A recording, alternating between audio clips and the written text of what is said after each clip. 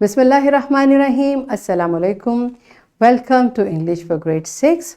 We are learning unit 8 और हमारा आज का SLO है Identify and use adverb phrases in writing for different purposes. ठीक है, तो बेटा आज हमने adverb से we are already familiar है ना. अब हमने adverb phrases को अपनी राइटिंग में इस्तेमाल करना सीखना है, इसका यूज़ भी और इसको आइडेंटिफाई करना भी.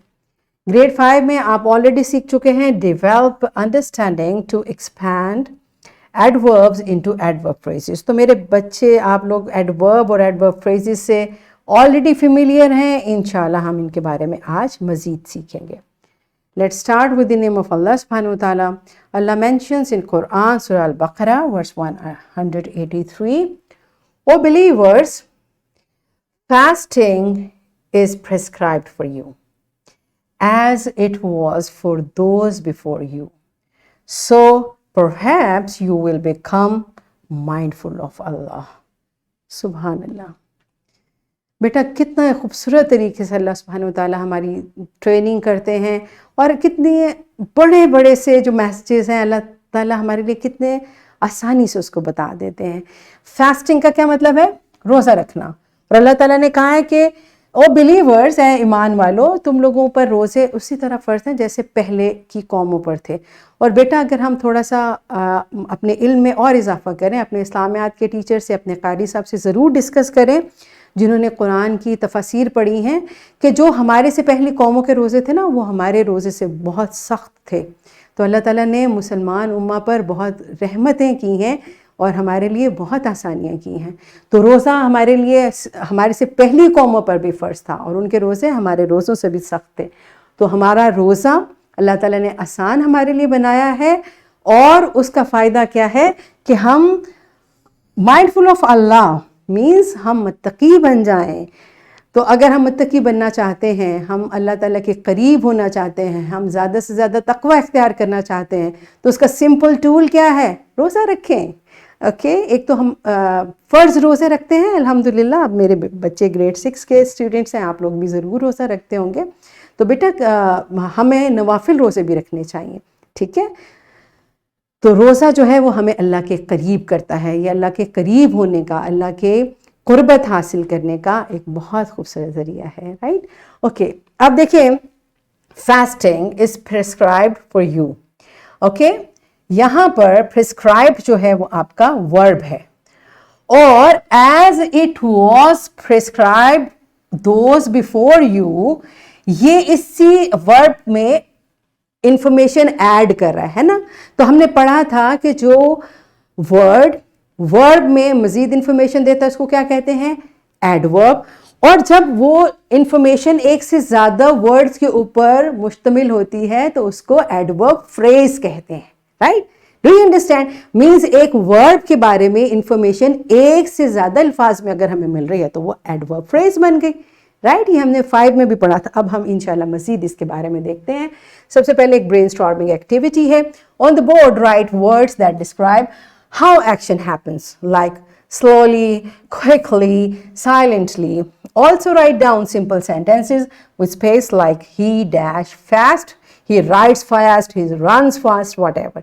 Ask student to come to the board and connect the word that tells how with the sentence, making it a complete sentence like he ran quickly or he ran fast. Okay, so आपने sentences में verb add करना है या teacher it's up to you. आप बच्चों से adverb add करवाएं, verbs add करवाएं, उनको डिफरेंट तरह के सेंटेंसेस कॉम्बिनेशन की दें ताकि जो अभी तक उन्होंने लर्न किया है उसको रिकॉल करें. So pause the video, enjoy the activity and then come back.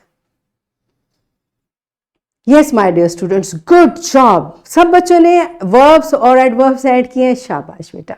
अब हम मज़ीद देखते हैं एडवर्ब फ्रेजेस क्या होती हैं. An adverbial phrase is a group of words. ये एक वर्ड नहीं होता बेटा. फ्रेज का मतलब भी हमेशा ये होता है कि एक से ज्यादा अल्फाज का group. So a group of words that functions as an adverb. ठीक है, ये देखें सिंपल सी अपने ज़हन में रखें. फ्रेज होती है एक से ज्यादा word.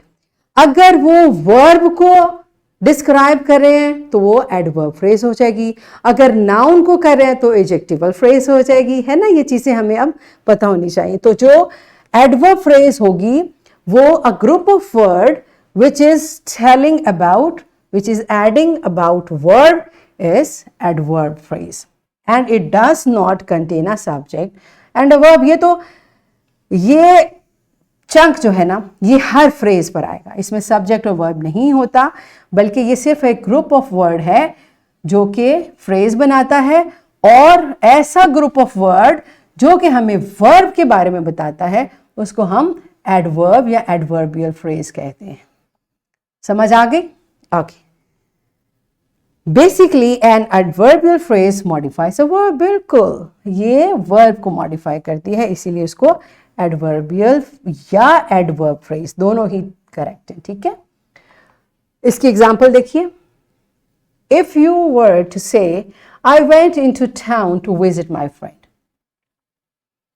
The adverbial phrase to visit my friend would clarify why you went into town। जैसे I went into town, ये है आपका सेंटेंस, और to visit my friend is telling the purpose of this verb। तो ये adverbial phrase है। इसका मतलब यहां से हमें एक और क्लू मिल रहा है बेटा, जो एडवर्बियल फ्रेज होती है ना वो वर्ब के बारे में why, when, where टाइप के जो क्वेश्चंस हैं उनको आंसर कर रही होती है। तो I went into town, ठीक है, यहां तक की जो फ्रेज है इसमें वेंट आपका वर्ब है और आपका purpose why you went to visit my friend is explaining this phrase which is known as adverb phrase. समझ आ रही है? Very good, okay.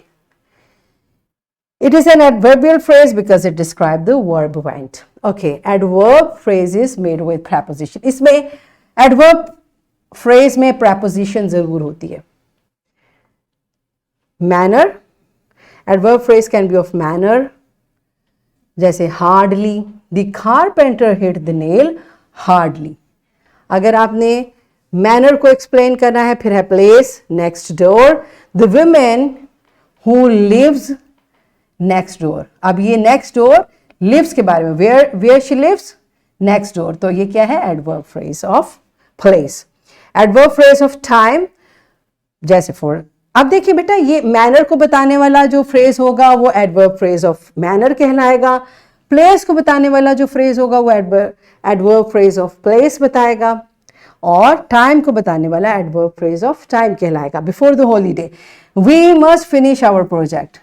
अब ये फिनिश आपका वर्ब है और बिफोर द हॉलीडे ये है आपका एडवर्ब फ्रेज जो इस फिनिश को बता रहा है, when, before the holiday. So इसका time before the holidays. You are getting it? Okay. Frequency, frequency का मतलब कि हाउ ऑफन, कितनी तवातुर से ये होता है। एवरी मंथ, फॉर एग्जाम्पल, ये इसकी एक एग्जाम्पल है, हादी बाइज 2 बुक्स। अब ये आपका वर्ब क्या है? बाइज, और वो कब कब खरीदता है? How frequently? Every month. तो ये फ्रेज जो आपकी एडवर्ब फ्रेज एवरी मंथ है ये इस एक्शन की फ्रीक्वेंसी बता रही है, तो ये एडवर्ब फ्रेज ऑफ फ्रीक्वेंसी हो गई। पर्पस, आपका जो एडवर्ब फ्रेज उस एक्शन का, उस वर्ब का पर्पस बताए। For example, for his mother और for her mother, Hiba bought the flowers for her mother. अब देखें बॉट आपका वर्ब है और पर्पस उसका क्या है, क्यों उसने खरीदे? अपनी मदर के लिए, तो ये इसका एडवर्ब फ्रेज ऑफ पर्पस हो गई। Do you understand? अब आप देखें, थोड़ा सा गौर करें तो इसमें बिफोर प्रेपोजिशन आ गई, फॉर प्रेपोजिशन आ गई, तो मोस्टली हमारी जो एडवर्ब फ्रेजेस हैं वो प्रेपोजिशन के साथ बनती है। Now let's practice it through an activity. आपकी टीचर पूरी क्लास की 2 टीम्स बनाएगी और draw a race track on the board for each team. So they'll play a game finding and writing adverb phrase। ठीक है? Write a sentence on the board with blank like the cat dash jumped। अब बच्चों ने इस blank को fill करना है adverb phrase को ऐड करते हुए। Team A starts filling the blank with an adverb phrase like quickly across the room। अच्छा बेटा ये इसकी प्लेसमेंट गलत है क्योंकि हमने भी बताया एडवर्ब फ्रेज इसके बाद में आनी है, ठीक है। द कैट जम्प्ड और उसके बाद यहाँ पर ब्लैंक आएगी और आपने बताना है क्विकली क्रॉस द रूम और quickly from the table, something like this. देखते हैं कौन सी टीम ज़्यादा अच्छे एडवर्ब फ्रेजेस यूज़ करती है। Pause the video, enjoy the activity.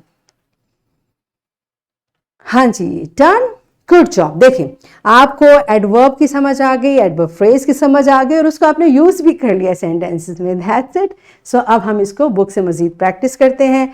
Open your book on page number 81 और इसका ई पार्ट अपनी बुक पर आपने सॉल्व करना है। सो pause the video, complete this task and come back. हाँ जी, डन, ऑलराइट।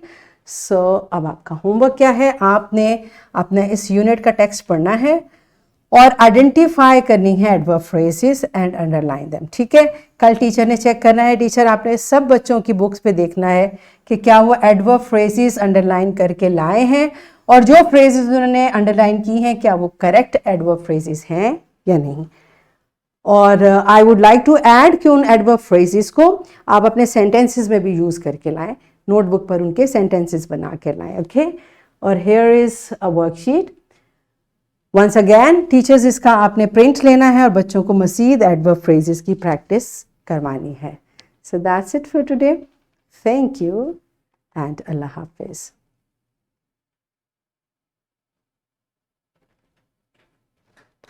ये क्या था? अच्छा उसके ऊपर एनिमेशन लगाई हुई थी, ठीक है।